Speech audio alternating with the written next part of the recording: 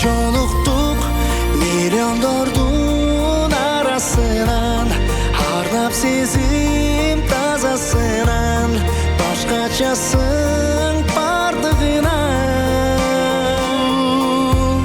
жарым болчу.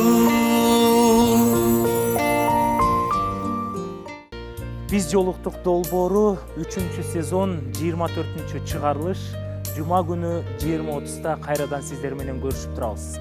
Дал ушул эфирде отурган катышуучуларыбыз менен 3-сезонуна башына жолугуп отурсак, убакыт деген учкан куш экен. Мындан кийин 6 чыгарылыштан кийин 3-сезон аяктайт экен. Ушул убакытта талапкерлердин келген саны жана катышуучулар менен болгон бири-биринин мамилеси бардыгын сиздерге реалити шоу кылып ачыктап бергенге аракет кылдык. Бул жакта биз жолуктук долбоорунда ар бир катышуучу, ар бир талапкер менен келген ортосуна мамиле уланып, той болуп, кыргыздын саны көбөйсүн, ушуларды үйлөнтөлү деп биз жааматыбыз менен активдүү иштеп жаткан убагыбыз. Урматтуу көрүүчүлөр, албетте сиздердин колдооңуздар менен мына ошентип биз 3-сезонду дагы улантып жаткан чагыбыз. Бакыт издеп калбай анын изинен, биз жолуктук миллиондордун ичинен. Экранга жакын келип берсеңиздер, биз баштайлы.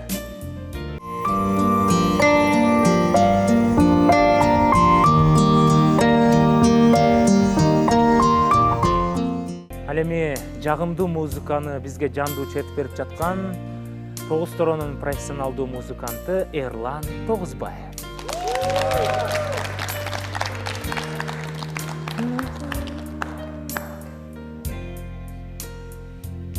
Ай керемет.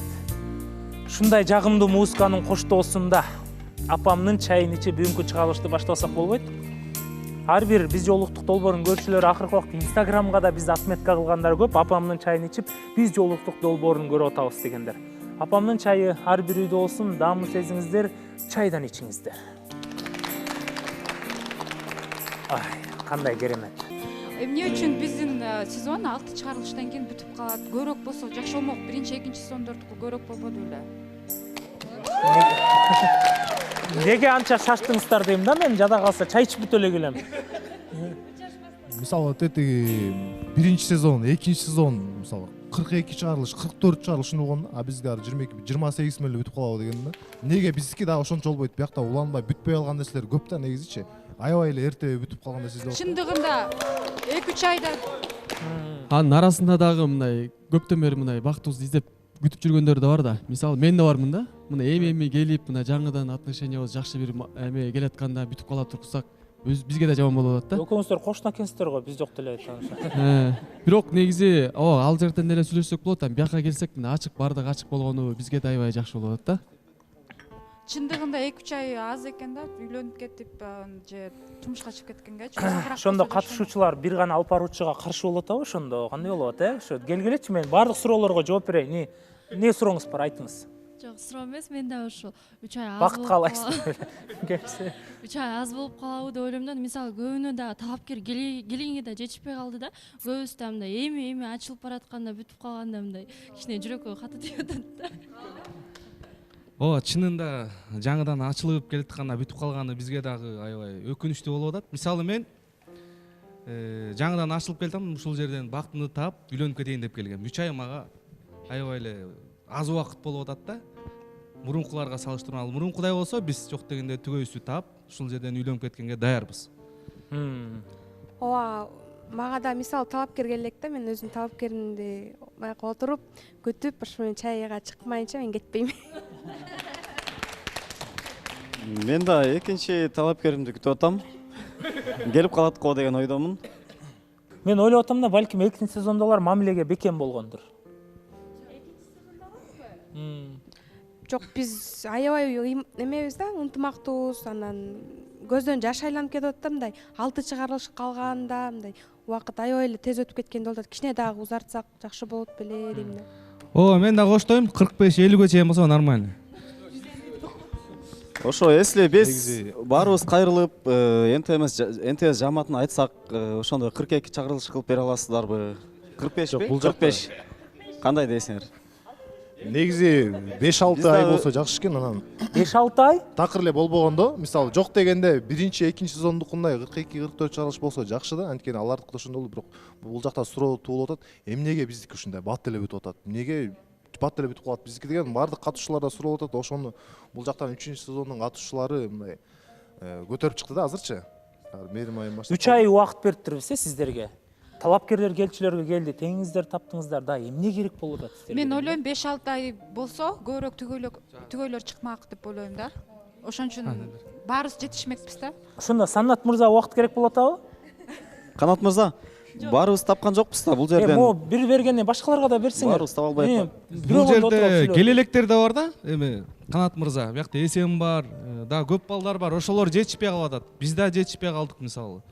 Буюрса дагы кошсо табып үйлөнүп кетебиз деген ойдобуз. Мунарбек, негизи эле могу биринчи сезон, экинчи сезон дебейм.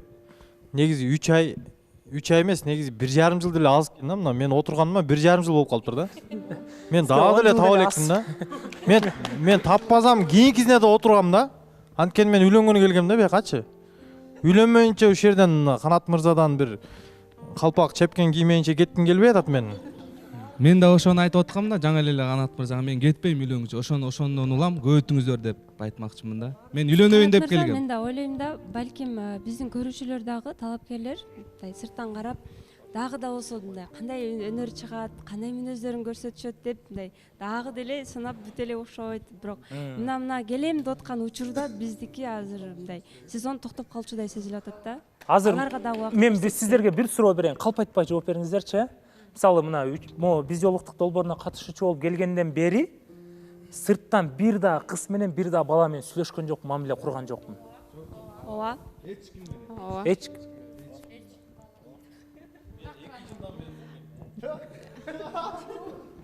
микрофонго айтабыз, микрофонго. Эрежени сактап атабыз. Эрежени сактап. Ооба, эрежени сактап атабыз. Буларго не таанышканга аракет кылса дагы буларго не Жок.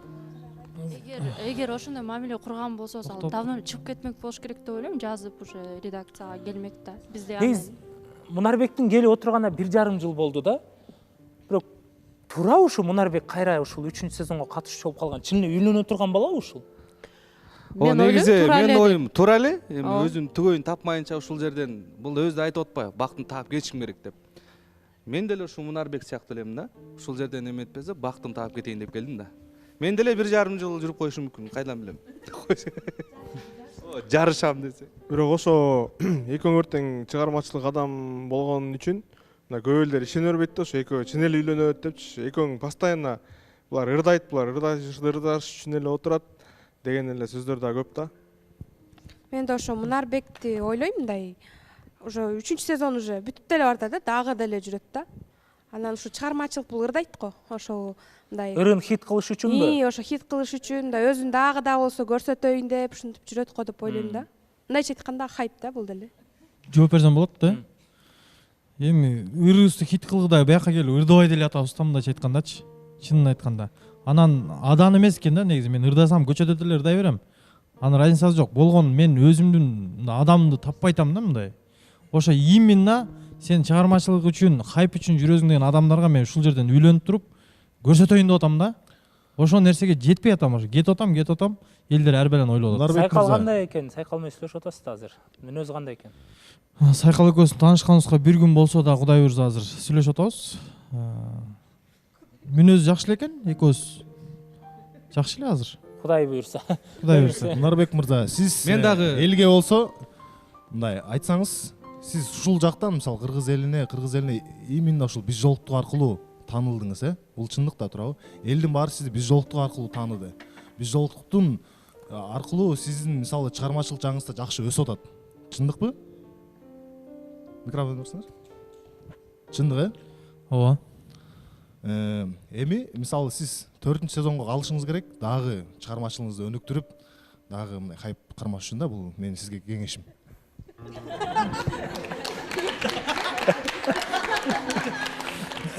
Бу жерде мындай болуп атат да. Мындай. Азыр мен биз жолуктукка келиш үчүн анда мен чыгармачылыкты токтотуп коюшум керек болуп атабы ошондо? мен эси чындап үйлөнөм десем. Жок, мойнуңузга алыңыз дейт. Эми сиз чыгармачылыгыңыз да кетет, үйлөнөсүз дагы дейт да эми. Ооба, ошол нерсени ошо элге түшүндүрө албай атам да. Мына элдер мына аз последний время аябай чындап түшүнө баштаптыр да. Чындап эле мен аракет кылып атканымды, чындап эле мен үйлөнөм деп 3-сезонго чейин мисалы үчүн кандай гана сөздөр айтылбады да магачы. Андай сөз азыр бирөөңө да айтылды элек, чынын айтканда, мага айтылгандайчы. Ошонун баарына чыдап, ошол нерсени ушул жерден доказать этейин деп келип атам. Элге таанылып атканым бул биз жолдукка чоң рахмат. Ошондой эле колдоп аткан элдерге чоң рахмат. Мен характериме чыдап аткан силерге рахмат. Анан дагы бул жерден мен дагы Бекмамбет сүйлөп коеюн, Нурлан айке. Биякта творчество десе элечи, бизге сөз жеткен да. Булар деген мага деле мына Нурлан байке биякта биз эле деп айтпайлы, бирок силер деле мына хайп үчүн отурасыңар да.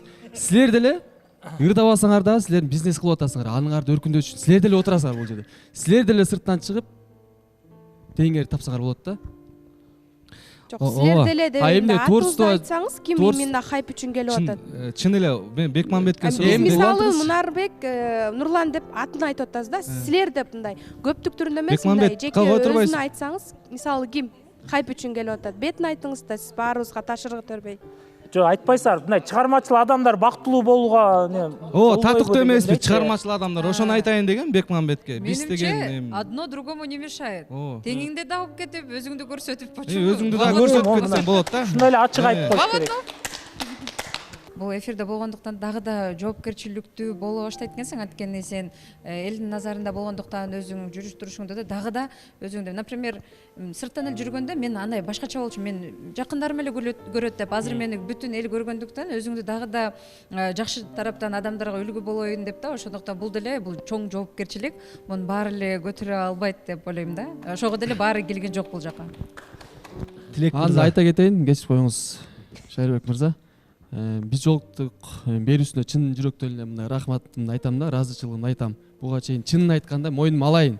Буга чейин канча ыр чыгарсам деле, бирок чынын айтканда мындай элге таанылган деле эмесмин да. Канча чыгардым эле, бирок буяктан себеп болуп чыгарып, ошонун аркасынан элге Кудайга шүгүр аз-аздан болсо да таанылып атабыз да. Аны менен катар теңибизди да таап атабыз да. Ошо.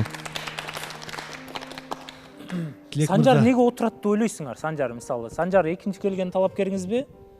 Экинчиси менен дароо тил табышты. Чындап ушул экөөнүн ортосунда сүйүү бар деп ойлойсуздарбы? Сүйүү болбосо да сезим бар деп ойлойсуздарбы?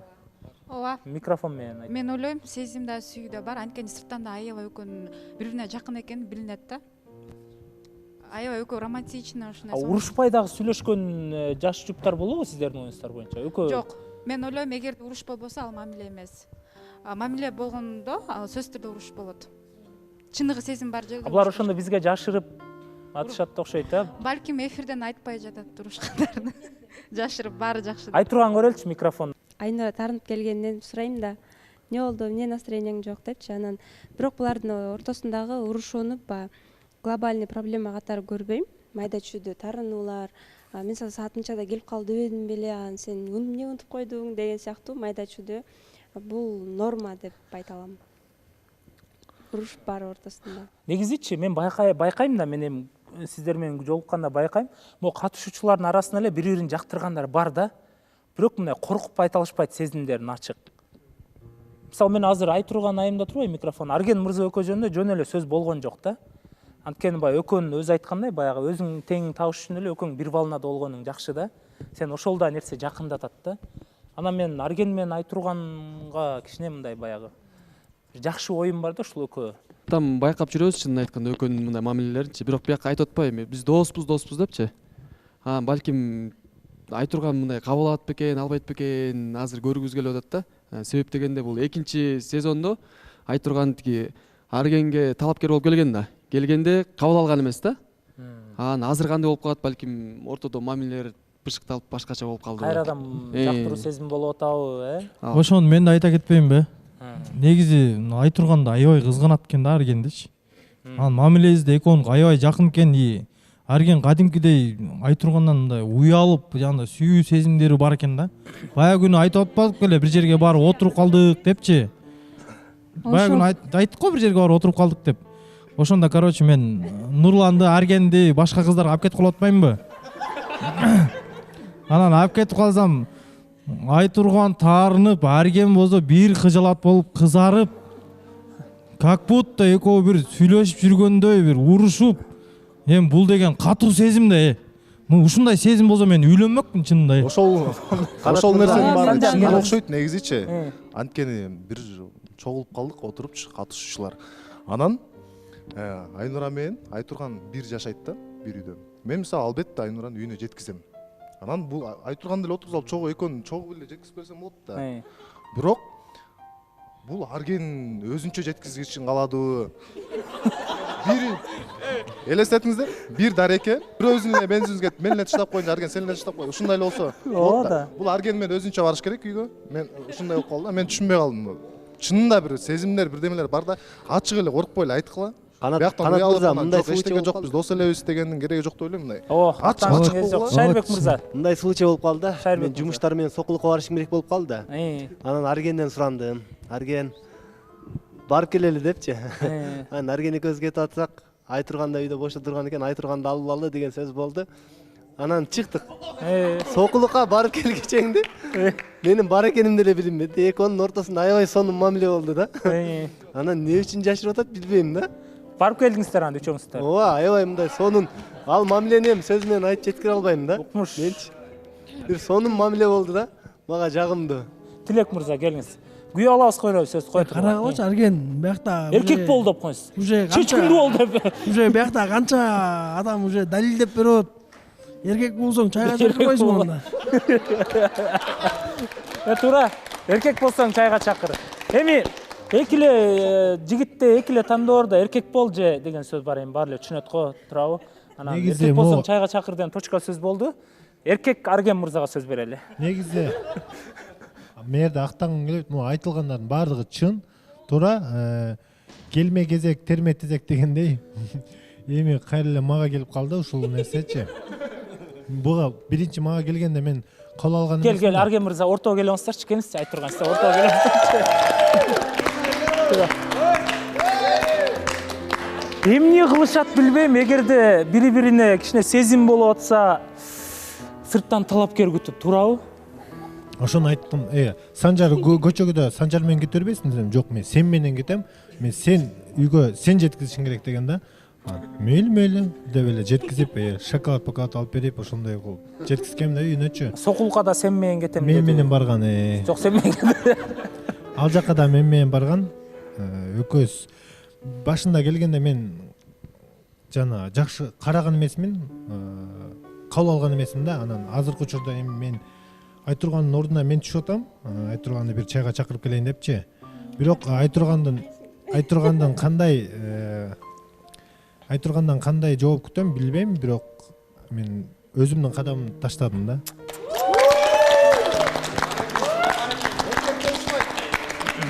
Мен өзүмдүн чечимим ушул жакта отуруп, өзүмдүн чечимим кайра Айтурган менен көп сүйлөшүп калдык. Телефондон да көп сүйлөшөбүз. Ошо келген талапкерлерине да сиз совет берип аткан окшойсуз, мо кетирем, болбойт деп элечи. Жок, анын талапкерлери келгенде мен дистанция кармап аттым, болушунча буга жакындабайчы. Алыс эле жүрчү. Анан талапкерлери жокто, кайра жакындап аттым ушундай да. Кантпайке карасаңыз үстүндө кийип турган кийим Аргендики да, Арген. Заботливый такой, молодец. Үшүп атам дегенинен үстүнө жаап койдум да, эмне бул деле бир жана Гүлнөр үшүп атам деле буга жаппай, буга жаап койдум да.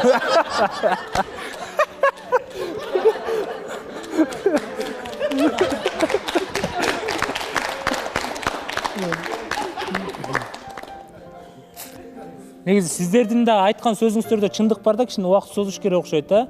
Азыр могу экөөнүн мамилеси убакыттын созулушу менен ошондо ачыкка чыгып атабы?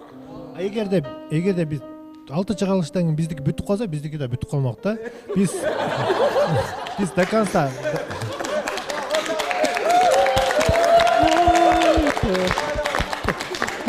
чында биз ошо чынбы ошону биз до конца жеткизе алмак эмеспиз да. Силердин жардамыңар менен биз до конца соссок, биздин сүйүүбүз созулат дегендейчи. Бирок азыр сүйүшө элекпиз, просто бул мени жактырат, мен буну жактырам, ушундай жактыруу сезим эле болуп атат. Бул жерде али сүйүшө элекпиз, бирок эми алдыда менин кадамдарыман Айтургандын кадамдарынан билинет да, эмичи. Алдыга кыз жигит мамилесине өтүп кетишибиз, и дальше той болуп кетиши экөөбүздүн мамилебизде билинет да. Азырынча Айтурганга көрөлү анда.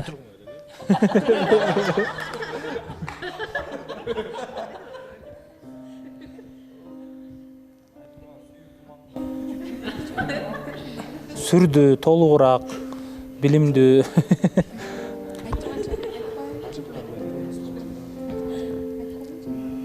Арген, сен чындап жашоодо сонун адамсың ооба. Анан мындай экөөбүз негизи эме да, бир волнада дегени баягы досмойдон эле калсак турганда негизи сага кадам таштап келгенмин. Бир да чайга чыгып койсоң болмок негизичи. Анан азыр мен жообум жок.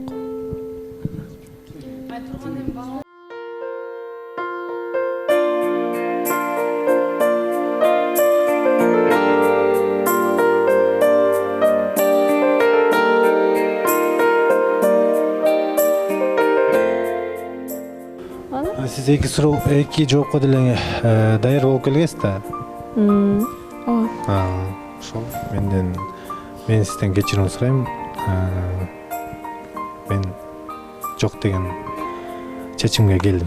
Кечиресиз, мен эртеңки күнү чайга чыгып келгенден кийин азыр сиздин көңүлүңүз деп чайга чыгып келип койсом, эртеңки күнү дагы сизге үмүт берип койгон болом да, бир аз болсочу.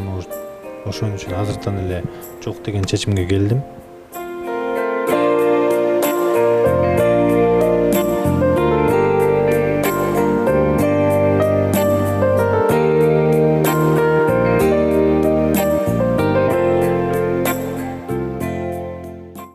Айтурган Арген экөөң ордунча жада калса мына басканыңар, сүйлөгөн мимикаңар да окшош экен да.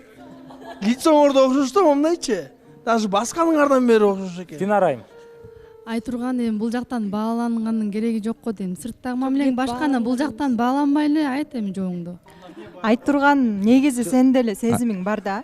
Биз байкашыбызчачы, мындай сырттан деле байкап жүрөбүз, сен деле сезимиң бар, Арген мырза. Азыр эмнеге жоктоп атасың ошо? Ошол Айтургандыкы ошо Арген чыкпай койгон үчүн болуп атат окшойт. Бул баягы ичинде калган таарынычтын айынан азыркы сонун бир мүмкүнчүлүктү колдон чыгарып атат да, азыр тереңирээк ойлонгондо. Айтурган сыртта совсем башкасың, бирок азыр сен ошол момент койт угалы Аргенди угалы. Сен деле менин ордума түшүп катышуучу болуп отурдуң да, Анан сага деле биринчи талапкерлер келип атты, бирок жүрөгүң жактыра албаса да, баары бир көңүлүң кыялбай чайга чыгып келип аттың да. Мен ошол моментте менде ушундай нерсе болду, мындай. Жок, чыкпайм деген нерсе болуп кетти да. Анан ошондон улам мен жок деп койгом да. Мындай болуп кетишин билгениз сразу эле макул деп алып кетмекмин го.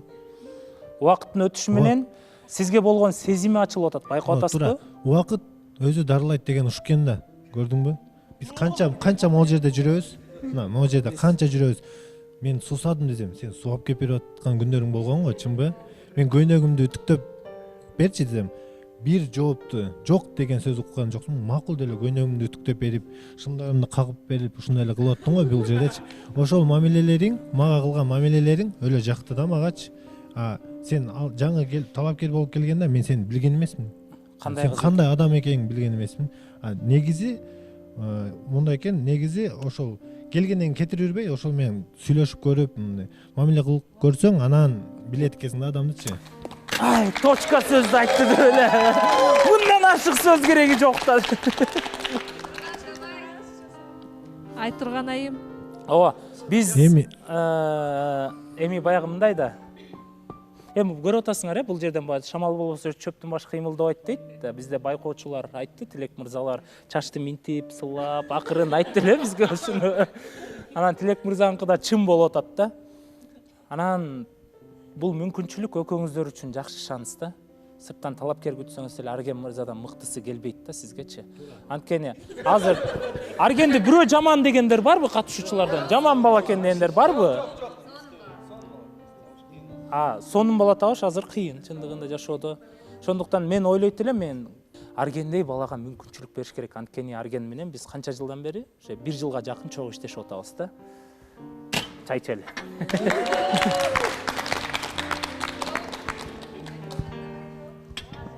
Биз негизи бул жигитти мен өзүм тандап келгем да. Конечно, ооба.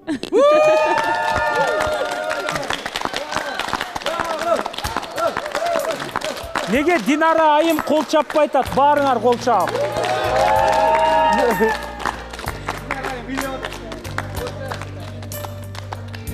Арген мырза, сиз кандай аракеттерди кыласыз эми Айтурганга? Дагы неси жакты сизге бир карап туруп айтып бериңизчи.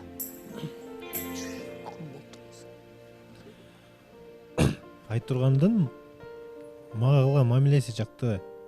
Мен не десем ошону кылып турат да. Макул деле. Анан бул деле өзү айтат. Мындай кылсакчы, мындай кылайлы Арген, эртең эфирге биз алыстан сүйлөшсөк да, бирок мындай сүйлөшөбүз да. Эртең эфирге сен мындай кийинип бар, мен да мындай кийинип барам депчи. WhatsApp'тан да. Бирок WhatsApp'тан эле жакынбыз. Ошо. Анан эми мындан кийинки кадамдар мен өзүм баштадымбы? До конца өзүм аягына чейин чыгарам. Буйруса Айтурганга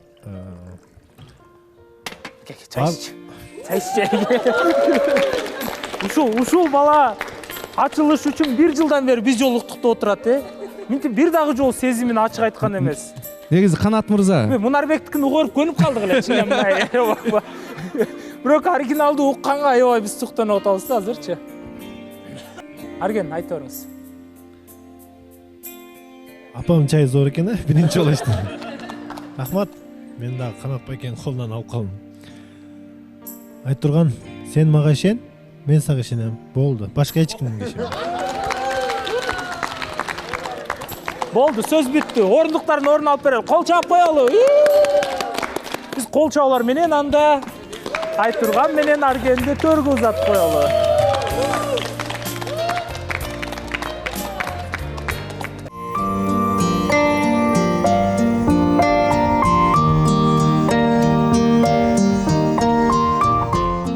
Арген мурунку сезонду ачыла алган эмес да. Азыр мына бүтөйүн деп калганда ачылып атат да.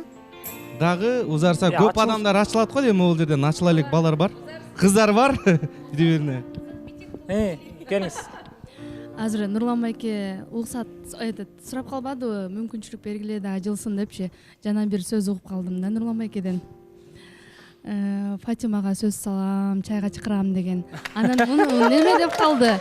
Мунусунда эмес, эмкиде гүл менен келип жашнакай сурайын деп калды да. Азыр ошону кызарып да кетти азыр. Фатиманын атын укканда. Динарага мен да кошулам негизи. Нурлан байкенин көңүлү бар да. Нурлан байке менен негизи көп сүйлөшөм да негизичи. Сырттан дагы, бияктан дагы. Анан чын эле тиги Фатиманын мындай сөзү кыла берет да, Фатиманын ушундай депчи.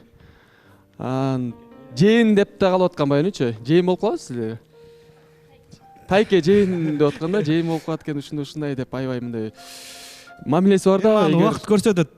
Байкоочулар айтыңыздар, келиңиздер, жашырбайбыз. Чындап көрдүңүздөрбү ушул экөөнү? Нурлан мырза постоянно ушинтип мындай кача берет да, убакыт көрсөтөт деп. Эмне үчүн эркек болуп сөз айта албайсыз ушул жакта? Эркек болгондон эркекче сөз айтыңыз. Нурлан байке сырттан такыр башкача да, эфирге келгенде эле мындай элге жакшы көрүнөм деп, мынтип айтпагыла депчи. Мен жана тартып атсам, Фатима экөө туруптур да, анан негизи ал образ мага анан Нурлан байкеге жарашат экен да. Фатима түшкүсү деле келбей эле ал видеогочу. Анан экөөбүз түшүп коелук десем, Фатима деген боюнча, тартчу деген боюнча кетти да. Ошону байкап калдым да. Ооба. Нурлан мырза просто эл деп жашайт окшойт да. Элдин сөзүнөн кача неме коркот экен Нурлан. Жок, мен элдин сөзүнөн коркпойм деле. Азыр биринчи байкоочулар айта алсын. Келиңиз. Шамал болбосо чөптүн башы кыймылдабайт дейт. Кече группада деле болгон Нурлан, моюнуңа алсаң деп атты. Жок. Мен группада деле ушул сыяктуу сөздөр болуп кеткен да кичине. Мен сага ылайыктуу эмесмин деген сыяктуучу. Сөз таппай калдым го. Нурлан мырза чынында эле мындай сырттан билгизеткен дагы кээ бирде сезими барларга. Анан бул жака келгенде эле уже качып калат экен. Динара айымдын сөзүндө чындык бар да. Анан Фатима айым Санжар мырза башында ушинтип качып кутулуп койгондо отказ кылды эле, сиз дагы актанып баштадыңыз, эчтеке сөз Жок, чыга мен актанган жокмун, негизи Фатиманы жакшы көрөм. Азыр кайра эле көңүлү калып калат да азырчы. Жок, жакшы көрөм. Тарс эле айтып салыш керек да, эркек деген. Кайра эле ошол эле катаны кылган тасыңар да азыр. Жаңылыпчы. Бул жак эмне болуп атат я? Бүгүн урматтуу көрүүчүлөр, мен деле ушул нерселерди күткөн эмесмин да, мындай жаңылыктардычы.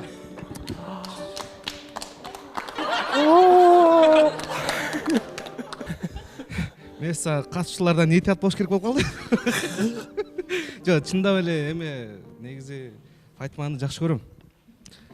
Эми баягы бияка келгенде башкача болуп каласың, анан баягы элден кандай десем коркот экенсиң, эл мындай сүйлөйт. Жок, андай эмес. Бияка келгенде баягы менде да намыс бар да. Фатиманы жакшы көрөм, бирок ушу сунуштар негизи оюмда болгон.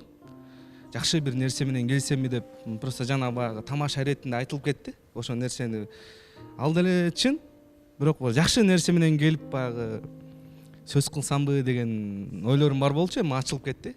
Башка эмне дейсиз?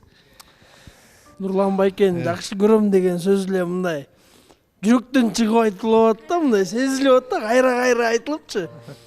Буюрса Фатима Нурлан байке чайга чакырса чыгып келсеңер өтө сонун болчудай да. Мен чайга чакырам, жок дешин каалабайм. Мисалы мына Нурлан мырза жөнүндө токтоло кетели. Кандай мырза экен мындай кыскача эле айтып берсеңиздер баяндап, Чынында Фатимага катыктуу Нурлан мырза ошол жөндө. Нурлан байке, мен бияка талапкер келген күнү эле таанышканбыз, өтө ачык, мындай жакшы сүйлөгөн байке экен. Ак көңүл, Ак көңүл, бетинен нур чачырап турган мындай. Аябай жакшы сүйлөшөбүз, негизи адамгерчиликтүү, ачык айткан, мындай бир тарапка тартпайт, болгондой айтат. Негизи достойный Фатимага негизи. Канат мырза, негизи бул жакка жакында эле келдим, жакындан эле таанышып атабыз, бирок эфирден чыгып баарыбыз чогуу отурган кезде байкалды, аябай позитивдүү, мындай жаман нерсени ойлобой, бүт нерсени жакшыга жороган адам экен да. Андай адам менен деле тил табыш оңоюраак болот деп ойлойм. Сонун жарашып турушат экен, бирок ошо ким айтып кетти? Эфирде чынында башкача алып барат экен өзүн. Чыныгы жашоодо андан жакшыраак да чынында. Билбейм, бир нерсе башкача болуп калабы деп көрдүм. Эфирде деле ошонто берсем жиндик экен деп ойлоп калбайбы? Жок.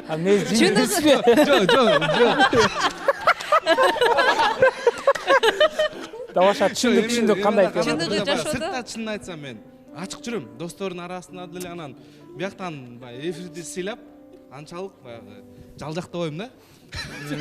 Бирок чыныгы жашоодо дагы да позитивдүү, дагы да момундай приятный адам экен да. Мен деле азыр эфирде карап жашоодо андан да жакшыраак деп ошо бир аз мүмкүн критикадан коркуп атабы деп да кеттим да.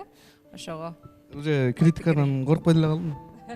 Жашоодо жүргөндө эле жүрө берсеңиз өтө сонун. Ошондой эле жүрөйүн деп чечтим мен. Мына көрүп атасыңар го. Санжар, келиңиз. Бул жакта Нурлан мырзанын чынында жакшы көргөнү, сезимдери билинип турат да. Эч мындай кызарганын көргөн эмесмин Нурлан мырзаны. Азыр аябай кызарып, мындай чынында сезим бар экени билинип турат да. Фатиманын турганын караңыздарчы. Ушундай уверен. Аябай мындай жарашыктуу, прям ушундай пара болуп атат. Бул жерден карап турганда мындай экөө туура эле келет да. Фатиманын кылык жоруктары Нурландын кылыгы экөө туура келет. Фатиманын мындай экөө Кудай буйрса мамилеси келишип отурса, алаканы салып көтөрүп алат деген ишендим Нурланда. Азыр мен ойлойм, экөөнүн ою келишкени менен бою келишпейт да. Анткени Фатимага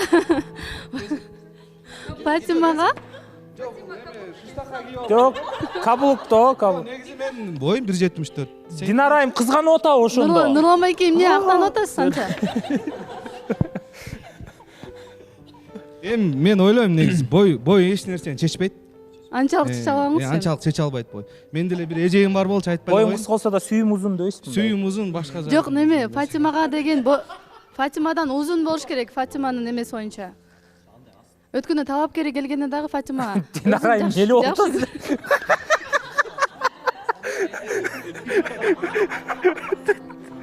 Өзүңүз баштап кайра каршысыз го. Жок, Фатима дагы узун керек деп аткан. Ошону айтып атам. Бул теманы жабалы. Келиңиздер. Байкоочу. Негизи айтат элем, тиги сезим ойгонгондо кулак укпай сөз да чыкпай калат да. Буга чейин өзүңүздү кармап жүргөнсүз, мага айтып калсыз, чын эле мойнуңузга алыңыз. Мен оюман чыгарбай элем да негизи.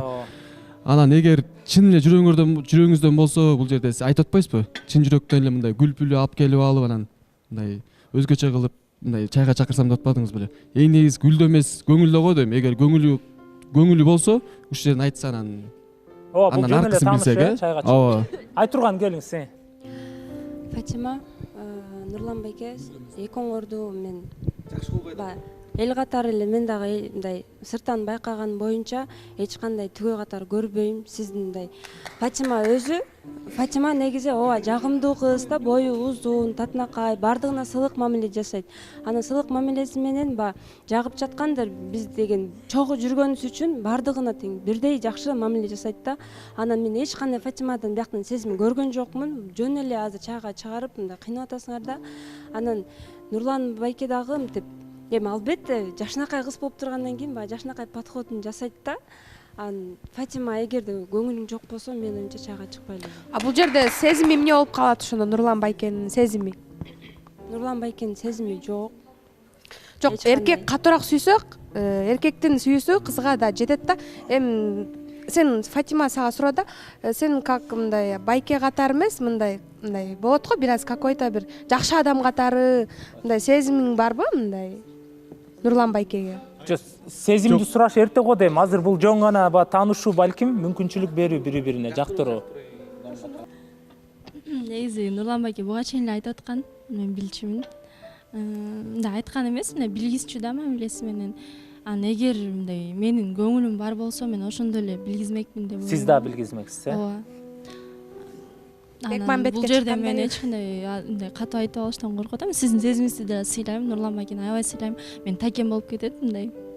Бирок мен сезим жок, мындай көңүлдө жок да.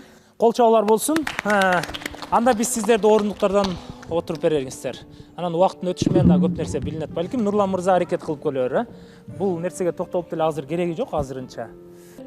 Чындыгында аябай сонун жаңылыктар бар экен. Анан Мунарбек мырзаны 3-сезондо алар кошпой аттыр деген имиштер чыгып атты.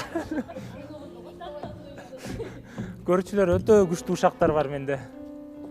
Неге Мунарбекти 3-сезондо алар кошпой? Мунарбектин да балким бирөөгө сезими барбы 3-сезондо? Микрофондо келиңиз. Мен ойлогом, Мунарбек мырзанын Фатимага болгон сезимдери бар болуш керек деп. Бул сөз кайдан чыкты? Өзүм ушундай сезилген. Ооба, мен дагы кошулам мэримге. Фатимага көп мындай башкача мамиле кылат. Мисалы биз менен тамашалашып жүрөт, бирок Фатимага башкача мамиле кылат да. Анан айтам да мындай, сиз Фатиманы мындай жакшы көрөсүзбү десең, мындай айтат да, жок ал менин жөн эле карындашым деп коет да анан кийин. Бирок башкача мамиле кылат аябай мындай. Жакын, ушундай да. Менин оюмча бул жөн гана. Микрофон бериңиздер Мунарбекке. Келиңиз Санжар, сиз сүйлөңүз. Жөн гана сөздөрдү ойлойм. Бул азыр айтылып аткандар туура эмес байкап алган болушуңар керек. Бул жакта талапкер отурат, талапкерди бир аз сыйлап койсоңор, сураныч. Ооба, талапкер отурат, бирок баягы бул сезим да. Анан талапкерин да сыйлайбыз деп 3-4 эфир алып жөн эле отура бербешибиз керек да. Ошон үчүн Мунарбек мырза дагы чындап талапкерин күтүп атабы же Фатимага болгон мамилесин кылып атабы, ошону билиш керек да.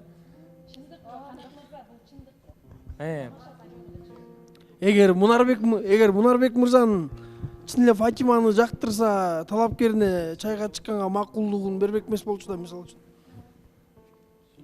Сыйлап деле чыгып коюшу мүмкүн да, бирок бул чындык, баарыбыз эле байкап жүргөн нерсе. Ошо Мунарбек мырзадан талапкерден кечирим сурайбыз, бирок бул чындык да просто. Эмнегедир бул жерде мындай баарыбыз эле сезимдерибизди айткандан баарыбыз коркобузбу, негедир ушундай болуп атат да. Канат мырза, мен сүйлөп кетсем болобу? Чынын айтканда баягы сезимди айтыш керек. Баягы эки жоопко тең туура кабыл алабыз да. Жок же ооба деген мен туура эле кабыл алдым. Анан Нурлан мырзаны кол чаап коелу. Ачыгын айтып койду, болду, жеңилдеп калдым да. Анан өткөндө да ошо Мунарбек Фатима үчөөбүз чыга кеттик.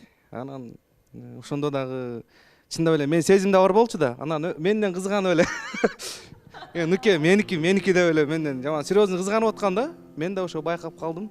Мен сезимимди айттым, эми сен деле айтып алсаң болот. Коркпой эле. Фатиманын деле эмеси бар, симпатиясы бар деп ойлойм мен. Фатиманын сезими эмес, бирок Фатиманын көз караштары кичине башкачараак Мунарбекке. Сезим эмес, мындай көз карашы башкачараак да. Силер ошондо Фатимадан кызганып эле кошпоп атасыңар Мунарбектен эмеге? Мен да бир сүйлөп кетейинчи.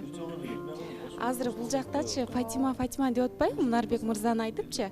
Анан мен азыр карап отурам да, биякта жанында талапкер отурат да. Эми талапкерине деген сыйыңар каякта деп айткым келип атат да. Анан бир аз болсо дачы мындай талапкер жокто деле ушул теманы козгосок жакшы болот. Бул мындай да. Жок, бул тема. Жекайым бул реалити шоуда.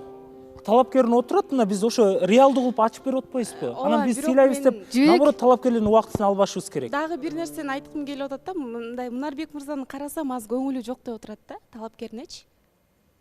Ошону көрдүңүзбү? Сиз деле айтып атасыз. Эки нерсе, ошон үчүн баардыгы ачыкталыш керек. Эч кандай урмат сый деген бөлөк, бирок бул жакта сезимди айтуу бул бөлөк да.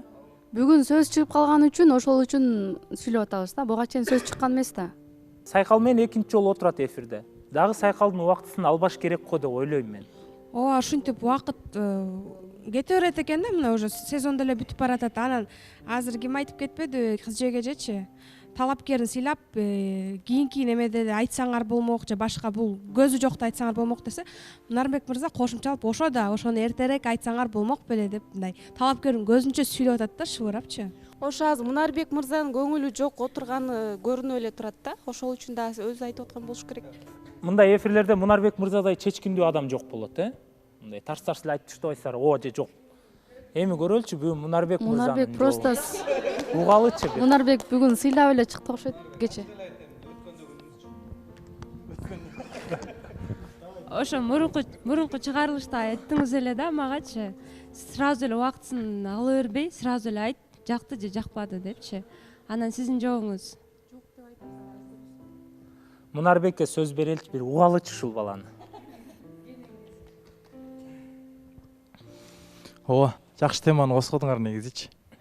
Анан баягы мен ар дайым силерге күлүп, тамашалап сүйлөгөн үчүн элдин баары несерьезный кабыл алып берет керек. Бирок мен Фатимага башынан баштап эле несерьезный бир да мамиле кыла элекмин. И несерьезный эч нерсе кыла элекмин. И мындай башынан баштап эле мындай жакшы көз карашта, жакшы ойдо, ой максатта айтып келем да Фатима жөнүндөчү. О, Фатима жакшы кыз. Бүт жери прям мен ойлогондой кыз да. Анткени Фатиманын семьясын да кичине билем да менчи. Семьясы да жакшы, үй бүлөсү да жакшы, өзү да тарбиялуу мындай. Чынында мындай мен өзүм издеп аткан кызды мындай көрө алам да Фатимаданчы. Бирок бул теманы биз сүйлөшкөнбүз.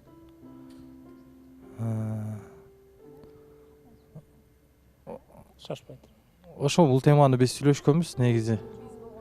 Эмнеде Фатима менен ошону тагыраак каяктан сүйлөшкөнсүңөр, эмне болуп сүйлөшкөнсүңөр айтып берип коюңуздар. Фатима, сиз деле сүйлөңүзчү, сизде деле маалымат бар окшойт. Эки микрофон Мунарбек мырзада берип койсоңор, сүйлөшсүн. Өткөндө ошол чогуу отуруп калгандан кийин Мунарбек байке, Нурлан байке үчөөбүз кеткенбиз. Анан кийин Нурлан байкени биринчи жеткиргенбиз, анан кийин жолдон баратканда айтып калды да. Мындай сунуш кылган жок, бирок айтып калды да, мындай оюмду сурапчы. Мен оюмду айткам.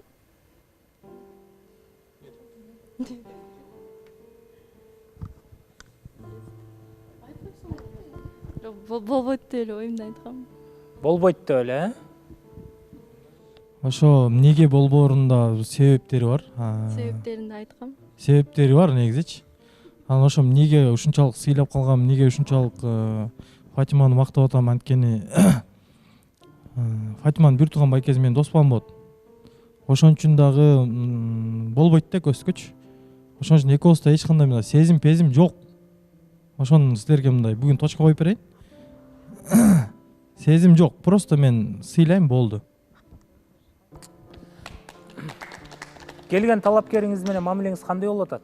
Сайкалга сөз береличи, келиңиз. Сайкалда кызган түйдүк окшойт, көздөрү кыймылдап, көздөрү айланып, тегеренип.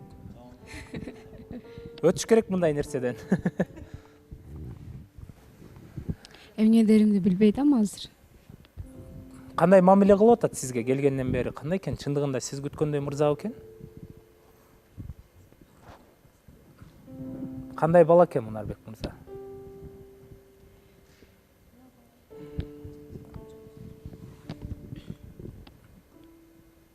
Характери мен ойлогондой эле. Мамилеси азыр пока билинбей эле, мага бир күн эле болду. Ошондуктан эч нерсе айта албайм. Мунарбек мырза, айтсаңыз сиз. Тааныштык жакшы эле уланып атабы, дагы улантабызбы? Мен мындай мурунку талапкерлер келгенде мына кадимкидей бир нерсени сезчү элем да, мындай. Ошондой нерсе менин ичимде болбой атат да. Мындай бир жактан эле бирөө алып келип отургузуп койгондой болуп атат да, мындай ушундай болуп атат да магачы. Эч нерсе болгон жок да, чынында менде эч нерсе болгон жок да. А мурунку талапкерлер келгенде кадимкидей менде бир нерсе болчу эле да. Неге мындай болуп атат деп ойлойсуздар Мунарбекте? Бир нерсе тоскоолдук болбой элеби? Мен ойлойм да, негизичи Мунарбек мырза, сиз мага кандай не деп айтсаңыз дагы, бирок мен сизди мындай чыныгы адам катары мындай со стороны байкайм да. Мамилеге келгенде аябай негизи Мунарбек мырза жакшы адам экен. Мээрим менен мурунку экинчи чыгарылышта бир жолу сүйлөшкөндө кичине да болсо айта кеткен да, заботливый депчи. Бул мамиледе аябай кыздын көзүн караган, аябай жакшы мындай ниет менен сүйлөшөт экен. Эгерде мындай туруктуу болуп сүйлөшөм десечи, анан бунун дагы Мунарбек мырзанын дагы талаптары аябай жогору экен. Ошол талаптарга да өзүңүз жооп бере аласыз, бирок мындай кандай десем, азыр эле жаңылсаңыз, азыр эле катаңызды аткара бересиз да. Ошону эле оңдосоңуз, анан кийин жашооңуз башкачараак болобу дейм да. Азыркы келген айымдан да балким көбүрөөк талап коюп аткандырсыз. Балким башка жактан карап көрсөңүз дагы, балким өзүңүзгө дагы талапкерге дагы убакыт берсеңиз, аргендей болуп сезимиңиз ачылып кететтир. Мен аргенди пример кылам дебейсизби? Мунарбек мырза менен Сайкалды чакырып коелучу ортого, келиңиздер.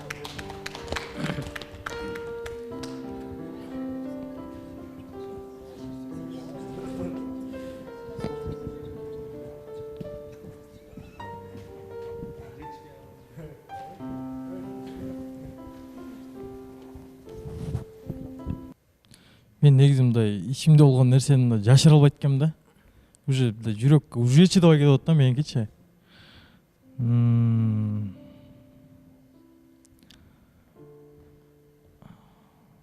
Биздики мындай биз сүйлөшүшкө мен өзүм көзүм жетпей атат да. Такыр көзүм жетпей эле, же эмне болуп атат билбейм, короче. Убакыт керек деп ойлойсузбу, же токтотуш керек деп ойлойсузбу сиздин оюңуз боюнча? Убакыт кереги жок го деп ойлойм ошо. Бул кыздын да убактысын албай, негизи өзүм мен бирөөнүн убактысын алганды аябай жаман көрөм да. Анан сыйлайм, конечно, сыйлап келгениңизди аябай сыйлайм. Но мындай баягы адам бир көргөндө эле сезесиң да, мурун чыгып эле сүйлөшчү эмес белем. Бунусунда мындай болбой калды да чоктон мендечи. Ошон үчүн жөн эле бир жаш кыздын убактысын алып, эртеңки күнү да экөөбүз келишпей калып, бул да менден өмүр бою Мунарбек байке ушундай экен деп таарынып калбасын. Менин оюм ушундай болду да. Өзүнөн да угуп көрө элем.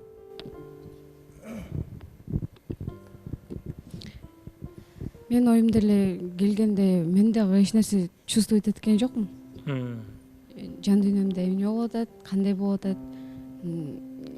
Өзү айткандай, как будто бир жерге келип бирөө алып келип отургузуп койгондой болду да менде да. Ошол. Биз дагы Сайкал айымга ыраазычылыгыбызды билдиребиз. Анткени өзүнүн убактысын коротуп, эмне болсо дагы ичиңизде бир кыжалаттык нерсени жеңдиңиз деп ойлойм да. Эң нээси келдиңиз, көрдүңүз, чындап сиз да сезген жоксуз, ичиңизде Мунарбек мырза да сезген жок. Демек бул тагдыр экен. Бирок биз жолуктук долбооруна келип бергениңиз үчүн биз терең ыраазычылык билдиребиз. Кол чабуулар менен анда биз Сайкал айымды узатып койсок болот. Албетте биздин редакция сиз менен 24 саат байланышканга аракетин кылат. Балким сырттан дагы сизди кандайдыр бир мырзалар жактырып калса, же 4-сезонго келем десеңиз дагы биз кастингке сөзсүз түрдө кабыл алабыз. Ушундай чечкиндүү бийкечибиз үчүн катыраак кол чаап коелу анда келиңиздер.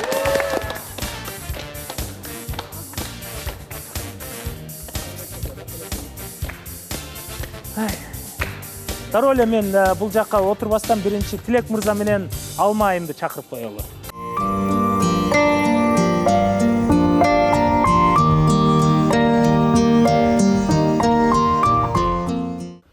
Биз болсо Алма айым экөөбүз бир жума аралыгында көптөгөн окуялар болду. Бияктан чыккандан кийин эми экөөбүз башында айтып өткөндөй эле кошуна болгондон кийин күндө эле жолугуп аттык да. Мен өтүп баратканда эле ышкырсам эле чыга калат. Кандай деп. Жолугушуу да болуп атты. Анын ичинде бул проекттин мыйзамы тартиби боюнча негизи видео тартып келиш керек да. Анан видео тартып келгенбиз. Анан бияктан дагы өзгөчө кылайын деп мен өзүмдүн кичимекеним Мысык көлүгө барып, аны менен катар Алма айымды айтып атпадыбы эле тиги айылга жашай албайм депчи. Бирок айылдын да керемети бар да. Айылда дагы шаарда жашаса болот да, условияны түзүп туруп. Айылда кандай керемет болгонун бир видеодон көрбөйлү анда. Керемет жигит, азаматсыз Тилек мырза.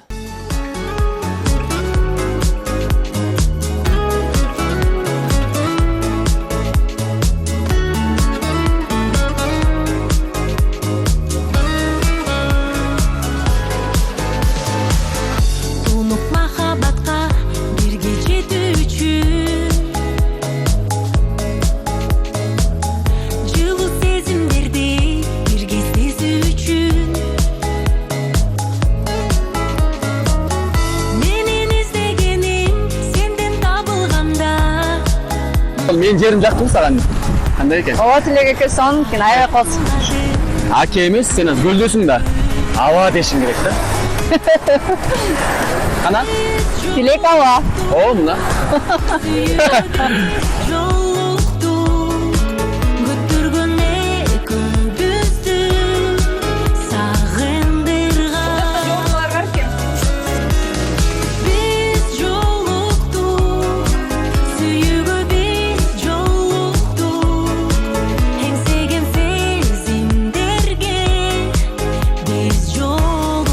Кармайсың да, бүтө эле кетип бересиң да. Көрүп чыгып атат. Ушундай кыласың. Келсең кара. Чыгында биринчи жолу карап атам. Карма, арманда калбай карма. О? Ой, понятно. Еще этот жылуу экен. Ого. Кызбайсың ба? Коркуп атам. Айыл деген сонун турбайбы? Тилектин айылы аябай жакты. Мурачы көздөрүн. Мудише.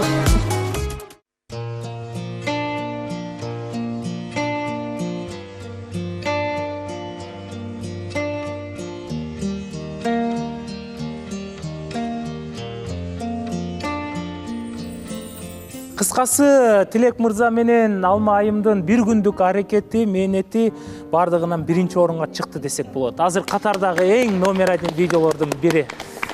Şu videodan sırtkarıda almayım, siz aytыңызчы, кандай экен Тилек мырза, үй бүлөсү кандай экен? Баргыча баягы адам сапарга чыкканда да билинет го. Үй бүлөсү менен таанышкан жокпуз, могу жээндери, братишкалары болуп кеткен, байкелери. Мен айттым, азырча даяр эмесмин ата-энең менен таанышууга, бул азырча аябай шашып кетебиз го дедим. Анан негизи биздин планыбыз боюнча Мысык көлгө барып, салып кирели деп эртең чыгып, кечинде кайра кайтып келдик. Анан ошол кезде ошо туугандар менен тааныштыра кетти. Биз менен эле теңдер да. Анан аябай сонун кабыл алышты. Негизи азыр мен анализдеп көрсөм, биздин могу кинолор деле кайнене менен келиндин ортосунда мондай жаман иретинде чагылдырат экен да, урушуп, анан ошак деп, анан ошол бизге сиңип калат экен да. Мен болсо ал жашоого келбей туруп эле алдын ала коркчу экем да. Анан мен аябай ушунча жылуу кабыл алышты, мени жактырышты. анан ал жакта деле аябай сонун Бишкектен да сонун условиялар экен. Менин ойлогонумдан башкача болду да, ожидание реальность. Жана дагы ушунча момундай Бишкектеги могу суета болуп ушул жакка барып бир күндө деле аябай сонун эс алып калдым да, чынында. Айыл көптөн бери айылда болбогондуктан Бишкектен бара элек болчумун да. Аябай ыраазы болдум, рахмат. Негизи ойлоп аткам, жок, ал жакка барбай эле койчу, Бишкекте эле болчу деп. Анан өкүнбөдүм ал жакка барганына. Анан айылы жакты, анан тышкары ошо айтырган айтып кетти, ким айтып кетти? Адамды билиш үчүн сапарга чык деп айтты го. Ким айтып кетти эле? Айтырган айтып кетти. Ошол чын экен, чынында сапарда адамды көбүрөөк тааныйт экенсиң. Жакшы жагынан да көрдүм десем болот. Эң жактырган нерсе көп эле ойлошот да, аябай жоош деп, на самом деле аябай элпек экен тилек. Айттырбай жасайт экен көп нерсени. Өзү эле байкап калып эле, мына кыла калып эле.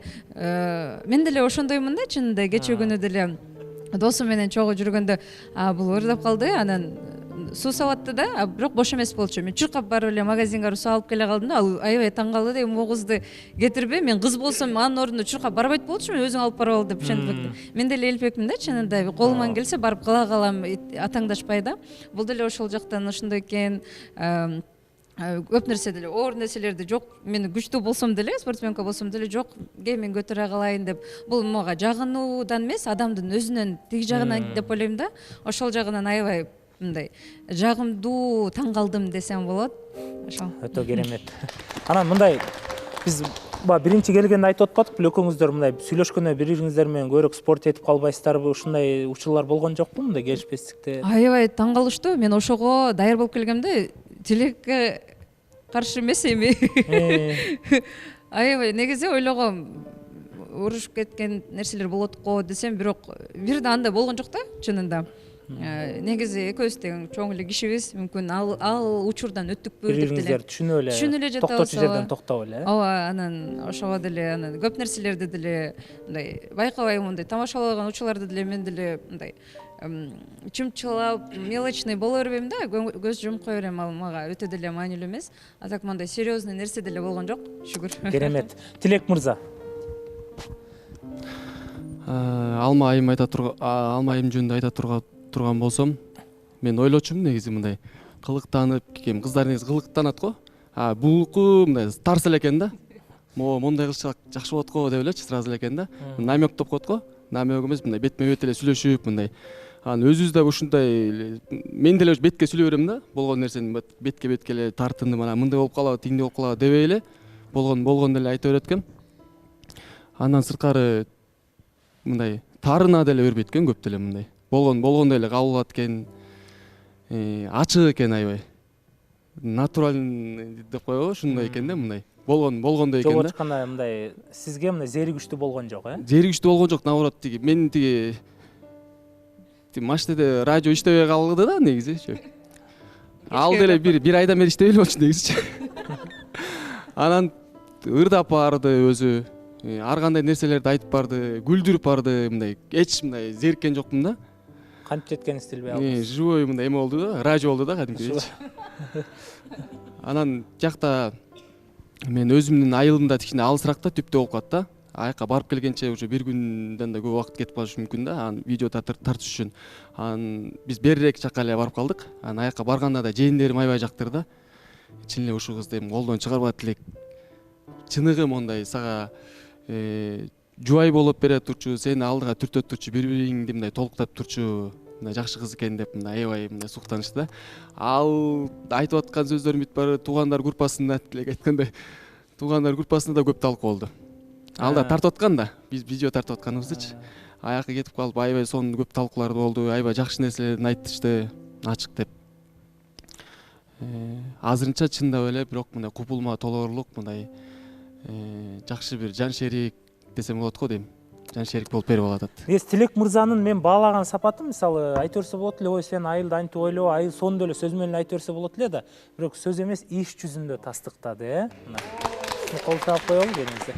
Бул алма айым эле эмес, негизи көп даже Бишкекте иштеген городская кыздар деле эмес.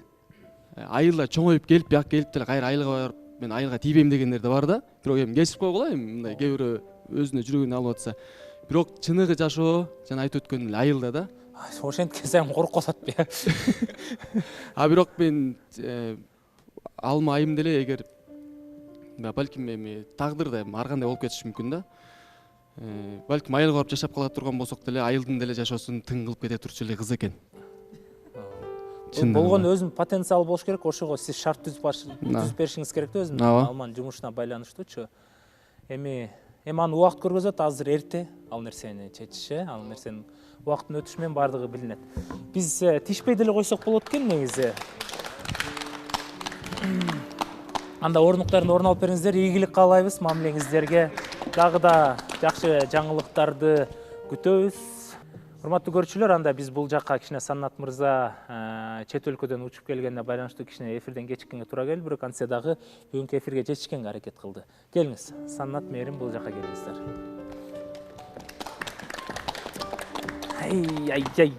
Бүгүн башкача го негедир.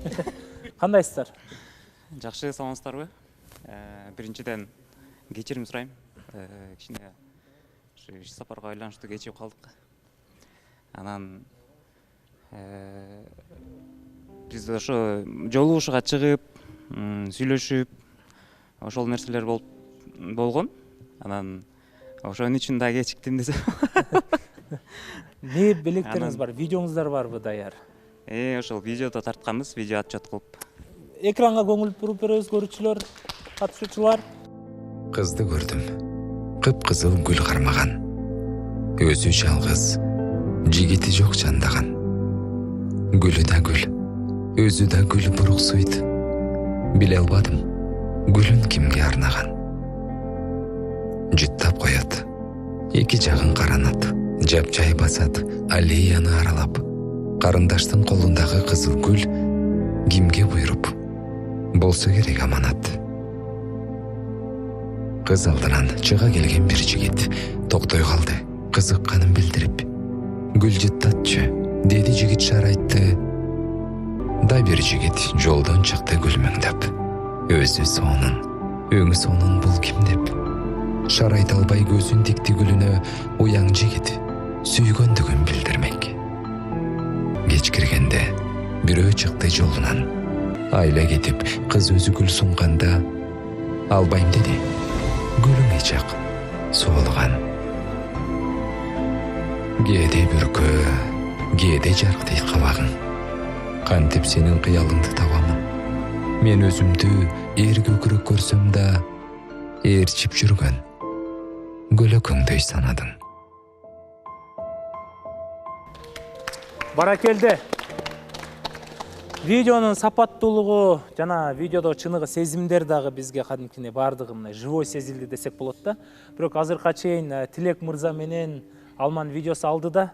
Бирок сиздер дагы алды да. Бирок сиздердин биз көбүрөөк мамилеңиздерге кызыктар болуп атабыз да. Кандай болуп атат мамилеңиздер? Бизде мамилебиз мырзадай мындай видео тартып эле коштошуп берген деп атат. Кудай сактасын ал нерседен. Бизде баары жакшы буюрса. Баягы кандай десем, чыныгы мамиледе, мисалы, чыныгы мамиледе деп айтылат го. Ошондой болсо, чыныгы мамиле чын болсо, мындай талаш тартыш, пикир келишпестик болгон мамиле, бул чыныгы мамиле деп айтылат го. Анан бизде ошол нерселерде болду. Ал нерселерди башыбыздан өткөрдүк. Азыркы учурда өткөнкү эфирде айткандай эле экөөбүз мындай көз караш менен түшүнүп, жарым сөздөн бири-бирибизди түшүнүп, бири-бирибизге эң негизгиси эле мамиледе эмне керек? Бири-бирибизге колдоо, бири-бирибизди түшүнүү, ошол нерселер болуп келатат. Анан буюрса баары жакшы. Мээрим, сизде кандай? Ооба, бизде азыр баары жакшы. Уруштан кийин мамилебиз аябай өзгөрдү. Биз урушта көрдүк, уруштан билдик да ким кандай адам экенин.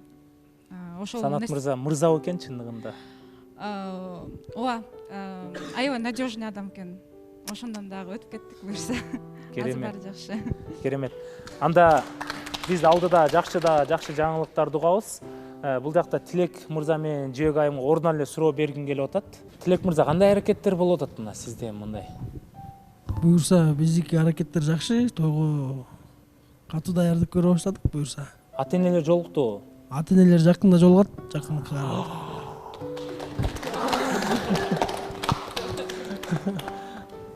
Жакынкы арада жолугушат экен да, өтө керемет. Ооба, буюрса.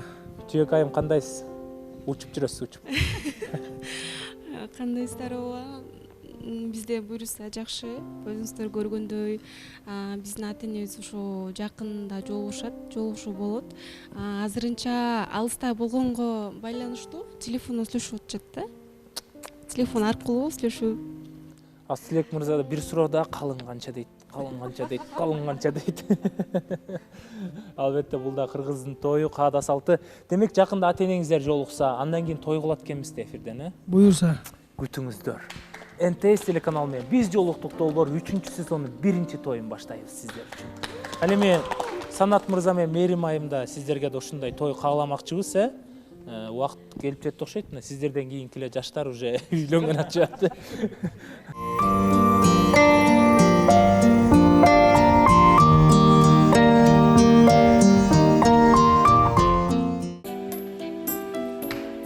Бүгүнкү чыгарылыш, бүгүнкү эфир өзгөчө баардыгыбыздын купулубузга толду деп ойлосок болот. Бул жакта бири-бирине жашырган сезимдер ачыкталып, Арген мырза менен Айтурган айымдын сезими баарыбызга жакты десек болот, Жана ошондой эле экөө чечкиндүү кадам таштап, дагы да мамилесин улантпай болду. Ал эми дагы бир биз күтпөгөн нерсе бул Бекмамбет менен Гүлнурдун ортосундагы болгон мамиле. Чындыгында Фатимага сырттан да көптөгөн талапкерлер келди. Катышуучулардын арасынан Нурлан мырза дагы сезимин билдириптир. Ал эми жада калса эч кимди жактырбай жаткан Мунарбек мырза дагы сезимин билдириптир да. Эми бул нерсенин бардыгы чынында убакыттын өтүшү менен билинет экен. Анан бүгүн катышуучулардын да суранычы боюнча эфирди узарталычы. Негизи биздин эреже боюнча 6 чыгарылыштан 3-сезон аяна чыкмак. Бирок негедир сезимдердин ачылышына дагы да убакыт бар экенин сиздер дагы биз дагы түшүнүп келип жеттик десек болот.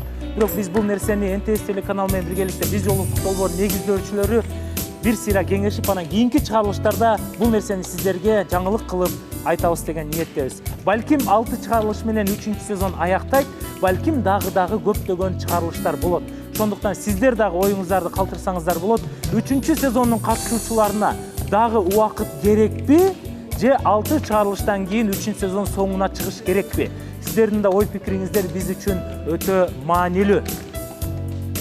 Эми бул жерде чечилбей калгандагы, айтылбай калганда сезимдер көп болуш керек. Бирок мен колумда турган апамдын чайын сол жагымда карасам, бул жакта Мунарбек менен Фатима айым, Нурлан мырза үчөө бир туруп алыптыр. Анан бул апамдын чайын бирөөсүн Мунарбек мырза сиз көрейин, кимге бересиз? Мейле. О, мейле. Мына, берип атат. Мына мен аркылуу берип атат мына. Кол чабуулар болсун. Минтет кого? Кой, шашпай туруңуз. Кудай сактай көр, алайында эле турушат да булар. Ал эми бир колумда турган апамдын чайын мен бул жактан Наргиз ага бермекчимин, кол чабуулар болсун. Наргиз ал элек. Биз ар бир эфир сайын негизи 2ден чай берчик көрүүчүлөр. Бүгүн бирок 3 чай бергим келип атат. Анткени мына Байкоочу мырзанын азыркы убакта жетелешип жүргөн жан шериги, кийинки боло турган келечекте балким жубайы жакшы ниетте Алма мырзага апамдын чайы.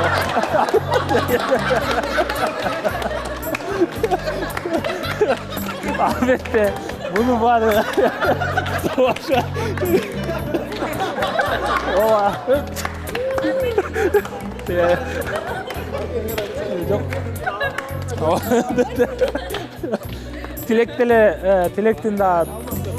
Тилектин да тамаша болгон чувство юмор абдан жакшы. Мына видеодон көргөндөй өзү деле мойнуна алып тур, алма көтөрүп чаап тур кумга, Ошондуктан Алма бийкечибизге апамдын чайы, Тилек мырзага кол чабуулар болсун. Эчтеке жок. Кийинки чыгарылышта көрүшкөнчө сак саламатта калыңыздар. Чындап биз жолуктук долбоору бул 100% реалити шоу. Баса 3-сезон аяктагыча биз талапкерлерди да күтөбүз. Келиңиздер. Бизде талапкер күтө турган айымдар, мырзалар дагы бар. жолуктук миллиондордун арасынан ардап сезим